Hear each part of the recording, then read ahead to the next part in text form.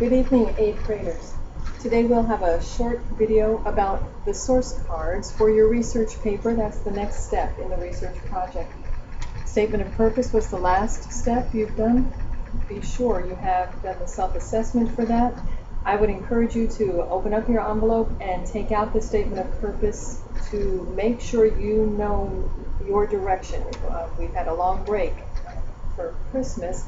Make sure you know the direction you want to take with your report at this point so that you know what kind of sources you're looking for. Write source cards over in the assignment column, please. The due date is January 17th, Jan 17. Under source cards, you will list the 5 sources. And if the title's long, it might take more than one line, not a problem. This student had all 5 on each on its own line. If you prefer to use letters than numbers, also fine. If you prefer colors for your organizational system, that's fine too. So just put a square with that color here and what it indicates, the title, and then you can color code that way.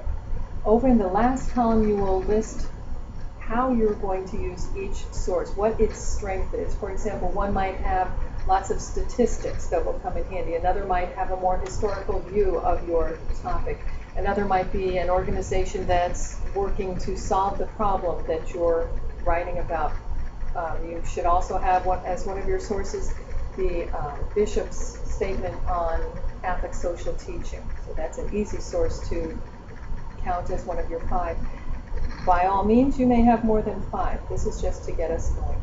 Over here, write your sentence, please, how you're going to use this source. This needs to be a complete sentence. Each one does not need to start as this student did. I am using this source in this way. You can start your sentence with, this source will be a good reference for whatever. You do not have to follow this sentence structure. You do need to write in sentences. Let's talk about source cards and how you'll organize them.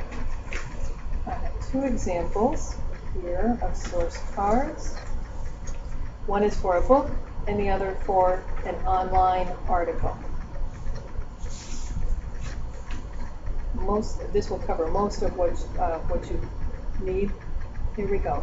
For a book, author's last name, comma, first name here.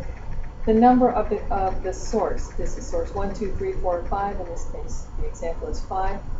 So you put the source number in the upper right-hand column. Then the publishing information here. After this is for a book.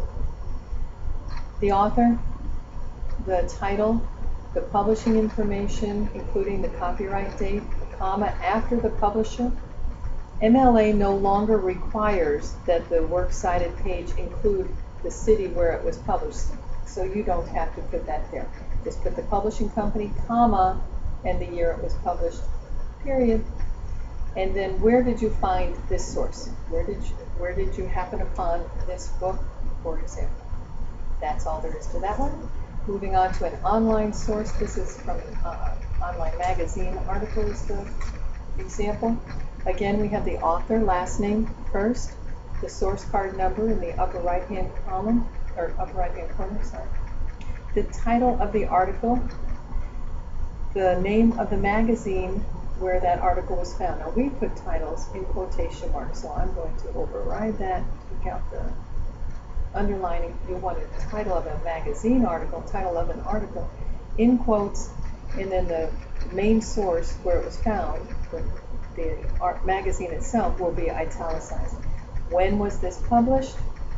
And then here we have the name of the website. So follow the name of the magazine or newspaper, for example, with the name of the website.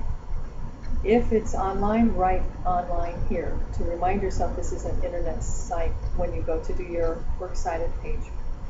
Here's the date you accessed the site and the location of the source, and above the date is the URL address of the site. So you want to include all this information here so that you will properly attribute your sources within the body of your paper, your in-text citations, and on your works cited page.